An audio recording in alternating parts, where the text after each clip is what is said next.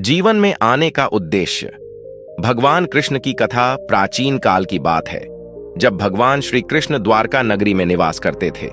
उनकी अलौकिक बुद्धि और गहन ज्ञान के कारण लोग उन्हें प्रेम और श्रद्धा से पूजते थे। एक दिन द्वारका के एक साधारण से भक्त, जो अपने जीवन के संघर्षों से व्यथित था, ने भगवान कृष्ण से मिलने का निर्णय किया। वह व्यक्ति अपने जीवन के उद्देश्य को समझने में असमर्थ था और यह सोचता था कि उसकी जिंदगी का असली अर्थ क्या है। वह भक्त भगवान श्री कृष्ण के पास पहुंचा और विनम्रता से बोला, हे गोविंद, मैं अपने जीवन के उद्देश्य को समझने में असफल हो रहा हूं। मैं जो भी करता हूं उसमें मुझे संतोष और शांति नहीं मिलती।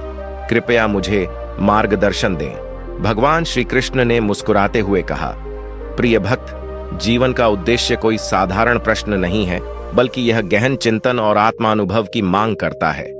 चलो, मैं तुम्हें एक कहानी सुनाता हूं, जिससे तुम इस गूढ़ प्रश्न का उत्तर समझ सको। बहुत समय पहले एक छोटे से गांव में रघु नामक एक किसान रहता था। रघु बहुत मेहनती और ईमानदार था। वह दिन रात अपने खेतों में काम करता और अपनी फसल की अच्छी उपज के लिए भगवान से प्रार्थना करता था। लेकिन जितनी मेहनत वह करता, उतना ही वह अपने जीवन में असंतोष और असफलता महसूस करता। फसल कभी अच्छी नहीं होती थी और परिवार का भरण पोषण करना उसके लिए कठिन हो रहा था।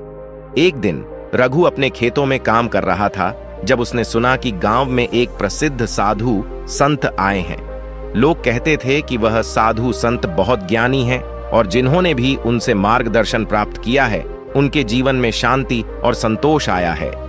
रघु ने सोचा कि क्यों न वह भी साधु संत से मिलकर अपनी समस्याओं का समाधान पूछे। अगले दिन रघु साधु संत के पास पहुंचा और उनके चरणों में झुककर बोला, हे महात्मा, मैं एक साधारण किसान हूं। मैं पूरी मेहनत और ईमानदारी से अपना काम करता हूं, लेकिन फिर भी मेरे जीवन में शांति और संतोष नहीं है।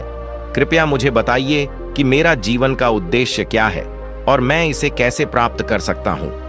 साधु संत ने रघु की ओर देखा और कहा, वत्स, जीवन का उद्देश्य केवल भौतिक सुख सुविधाओं की प्राप्ति नहीं है। इसका असली उद्देश्य आत्मा की शुद्धि और ईश्वर के साथ मिलन है।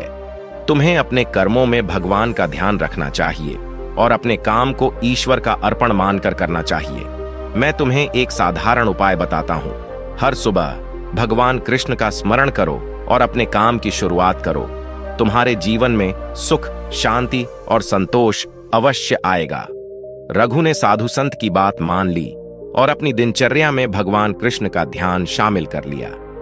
अब वह हर सुबह अपने काम की शुरुआत भगवान का नाम लेकर करता। धीरे धीरे उसने महसूस किया कि उसकी मेहनत का फल मिलने लगा है। फसल अच्छी होने लगी और उसके परिवार में भी खुशहाली आने लगी। लेकिन उससे भी बड़ी बात यह थी कि उसे अपने काम में आनंद और संतोष मिलने लगा था। जीवन का असली उद्देश्य केवल भौतिक सुखों की प्राप्ति नहीं, बल्कि ईश्वर की कृपा और आत्मिक शांति प्राप्त करना है। कृष्ण का उपदेश। भगवान कृष्ण ने कहानी समाप्त करते हुए अपने भक्त से कहा, प्रिय भक्त, जीवन में आने का उद्देश्य केवल भौतिक सुखों और सफलताओं की प्राप्ति नहीं है।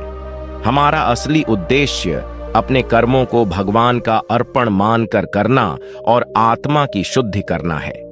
जब हम अपने काम में भगवान को शामिल करते हैं, तो हमें न केवल भौतिक संतोष मिलता है, बल्कि आत्मिक शांति भी प्राप्त होती है।